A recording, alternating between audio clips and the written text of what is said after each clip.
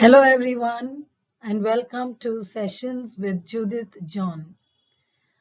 In today's session, we are going to learn how to write a very good speech and debate. I have put these two together, speech and debate, for a reason that the format and marking scheme and everything else about it is same. There is very slight difference between speech and debate.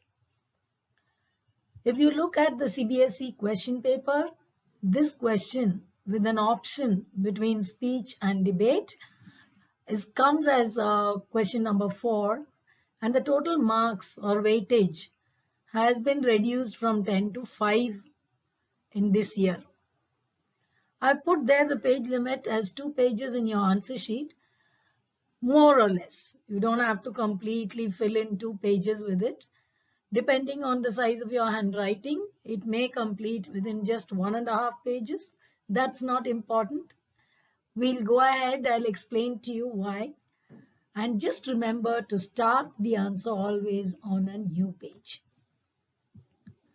If we go ahead looking at the marking scheme in detail, the format carries 1 mark. When I say format, it includes the greetings. When you begin a speech, you have to wish everyone.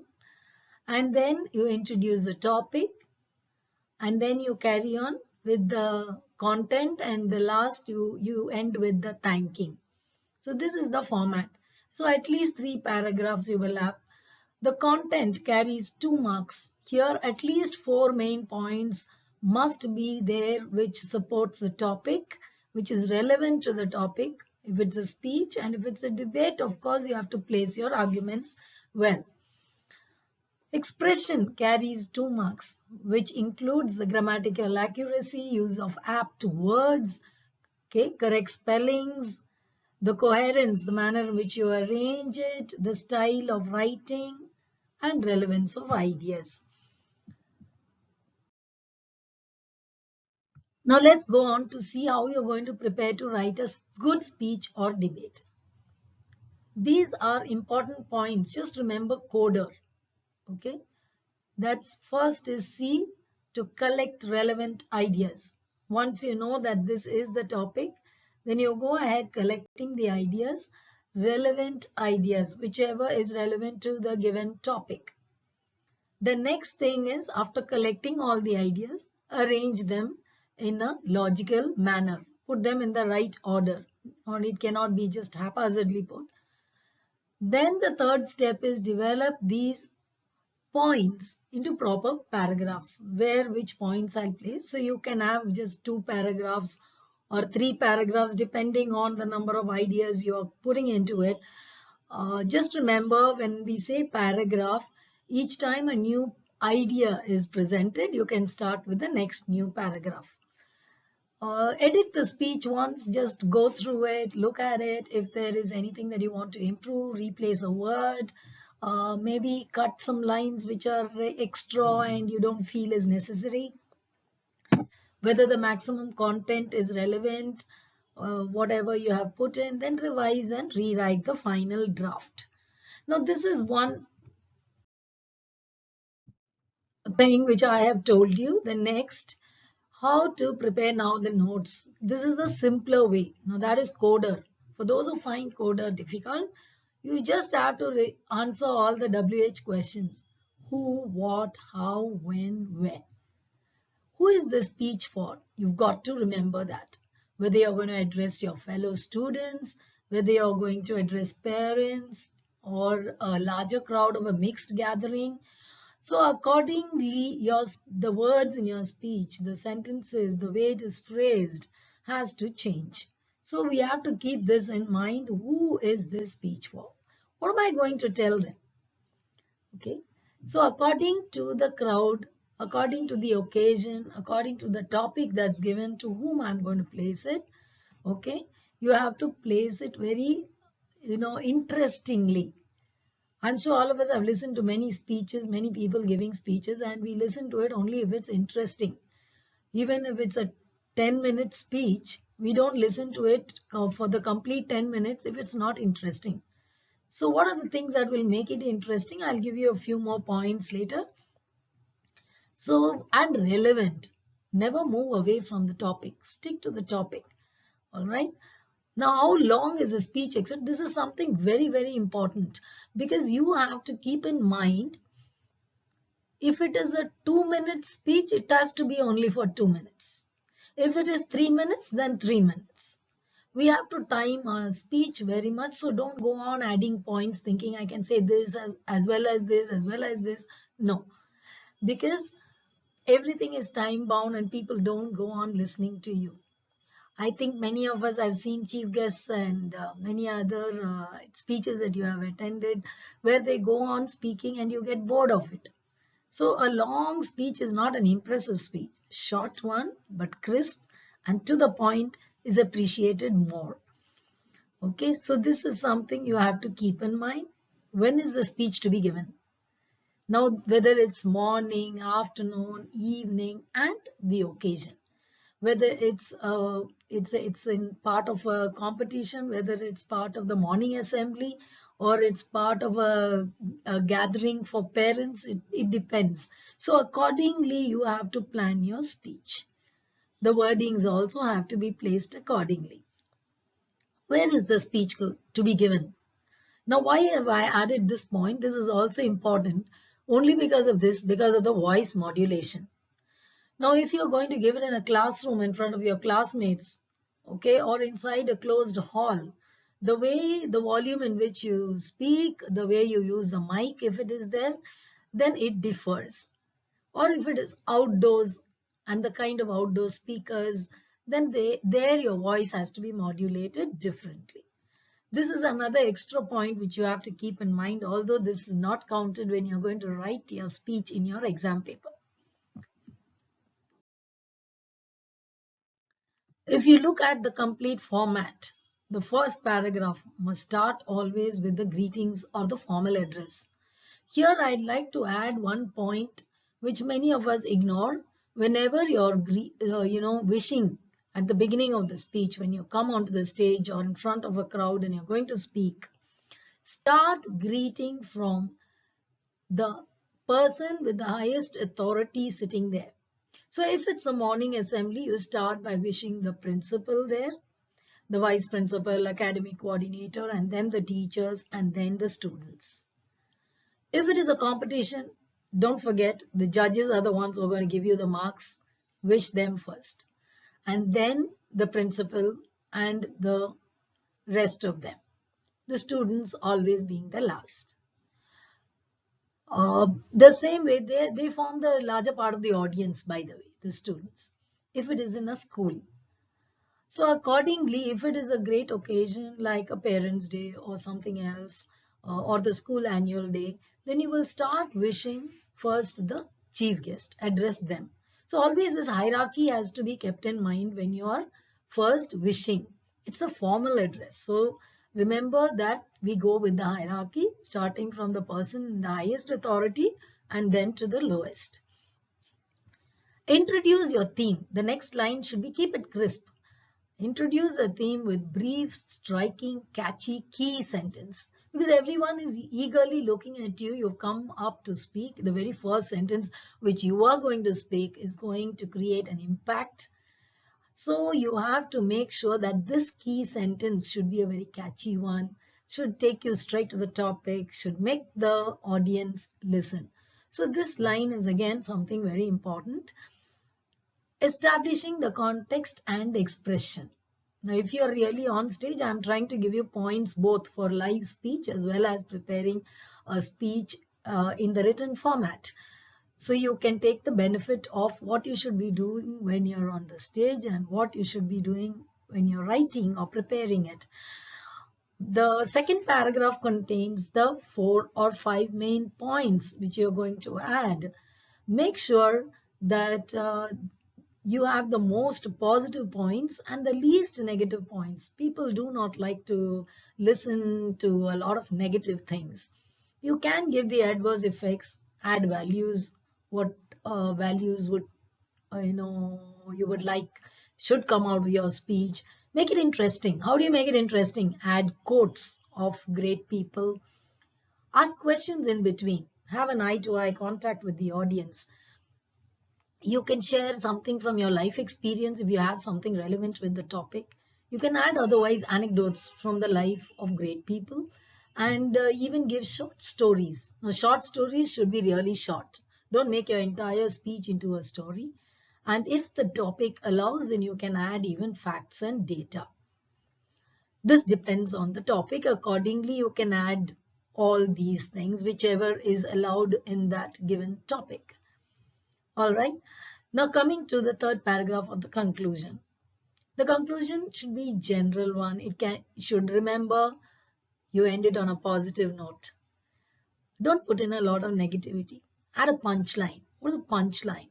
A quote or a key sentence. The punchline comes from one of the sentences that you have already spoken in your speech, which you think is going to really impress people and stay on their minds for long.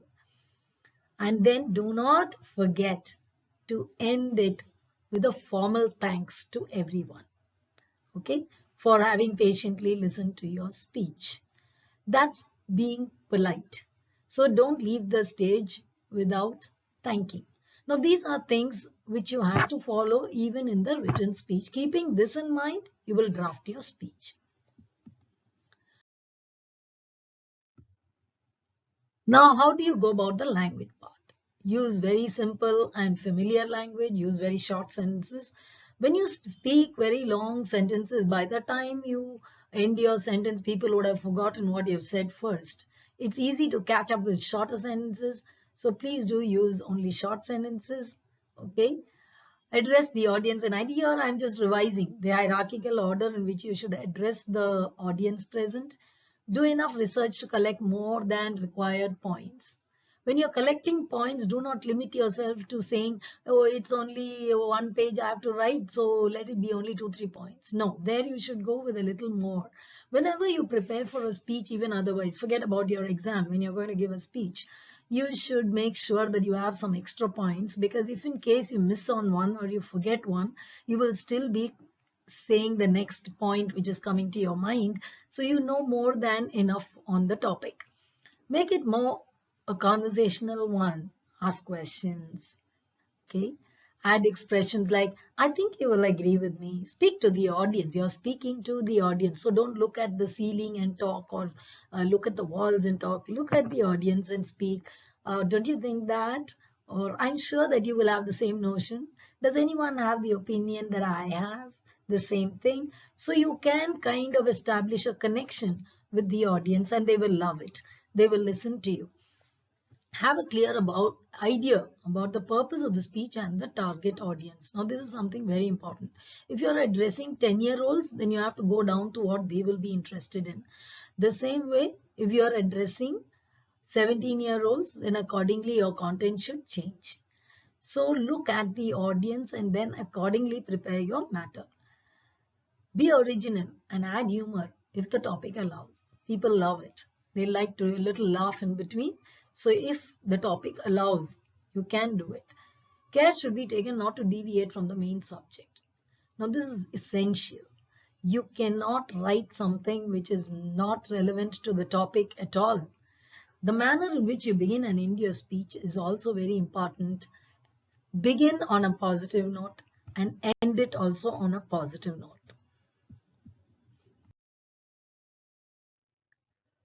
Now coming to samples. You may think I've given you all these points, but still things are vague. Where am I to start? Always look up for some good speeches.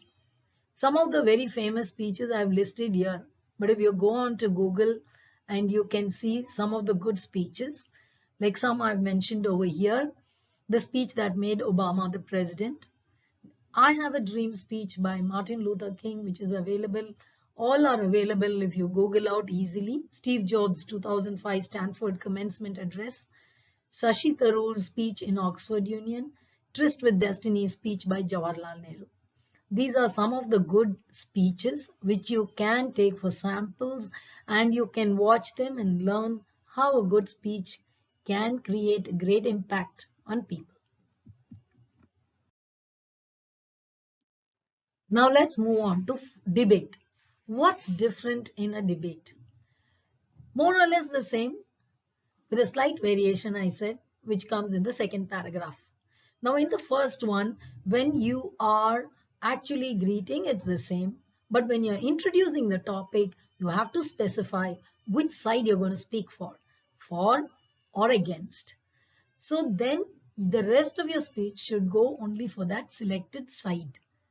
So here in the second paragraph, when you are giving your 4 points, which you are going to give, you have to give strong points to support the argument. Give facts and figures. Do not uh, create a vague kind of expression. Make it interesting, of course, with quotes, expressions, experience, anecdotes, facts, data, proof, evidence that is convincing. This is what is different in a debate, because whatever you're going to speak should convince the audience that whatever you are saying is correct. So you've got to make a little bit of a strong point. But when you go on the stage, it doesn't mean you've got to bang the table or shout out. It's only the choice of words and, of course, the content that is more convincing. You can still keep your calm and put your point right. In the third paragraph or the conclusion also, there is a slight change from the speech where you reinstate the point said with a punchline or a key sentence, which you feel is going to really hit the audience right. And you must end it with, I hope I've been able to convince that, and giving your opinion on the topic, whichever side you're supporting. Okay, end it with a formal thanks, just like how you do with the speech. Now, what are the points to remember in a debate? Use concrete terms and factual examples. Avoid abstract phrases which are quite vague.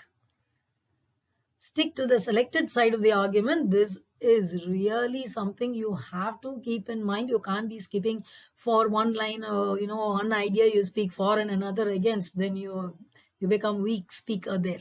So you've got to stick to your selected side from beginning to end. Use polite but firm language while expressing your views. This is what I said. You don't have to shout. You don't have to bang things or, all that. You can just put your points firmly using very formal language. Ensure that you do not speak both in support of the topic and against. Marks will be deducted for this. So even when you're writing out your debate in the exam, take care about that. Okay. And of course, not to deviate from the main subject. Stick to that. Now and then look at the topic. This is the topic. I'm going to speak on this topic and not anything else. I'm sure many of you have noticed, and you would have also taken a teacher for a ride in a classroom instead of teaching that particular topic, and you will try to take her away to another route by bringing up some unwanted questions which are irrelevant. And if the teacher is not careful, then the rest of the period will go in another topic, in not what she really planned to do. So it shouldn't be that. When it comes to the debate, also keep in mind that you stick to the subject. Now the examples for debates.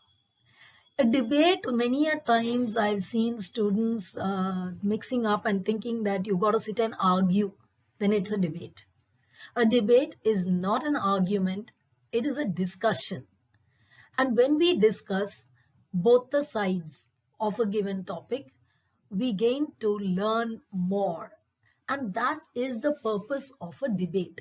Please get this very clear, that a debate is mainly for this, that it's a discussion. And when I hear from many people, many sides, and I will improve my knowledge. So it's about keeping my mind open as an audience, as part of the audience. All right. So any kind of debate should improve my knowledge. It's not about me supporting one side or arguing. Arguments are never fruitful, because you will stick to yours and your mind will never be open to anything.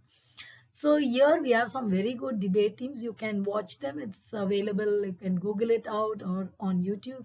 Oxford and Harvard debate teams. They're really good ones. Debates for the presidential election in the US. You can look up those also. And diplomatic debates in the United Nations. These are some very good examples. Please do watch them. You will learn a lot about what debates mean. It's not a fight. It's not an argument, it's a discussion. Now children, coming to questions for practice. As always, without practice, you cannot score the marks that you want. So this is a very, live topic, I will call it. It's almost always there, water. Water is very precious, all of us know that. And we know the problems that are going to come up because of, the amount of drinkable water becoming less. So this is quite a common topic that can feature even in the board exam. So you can practice writing this. And for a debate topic, electronic media will bring about the end of print media. Now this is again a very common topic, but it's a very important topic also when it comes to the board exam. Because you consider this from the time the COVID whole situation has started, you have always been using the electronic media more and the print media less. So I think you can surely, it's a good topic for debate. Do practice writing both for and against. Enjoy doing it. It is really fun. So I hope all of you have enjoyed watching this video and learnt a lot, and then you will be able to attempt this question on speech and debate in the exam, and even otherwise in practical life, wherever you have to give a speech, you'll do it much better than what you have been doing. I hope that some of these points provided here in this video were very useful and helpful to you to become a good speaker. All right.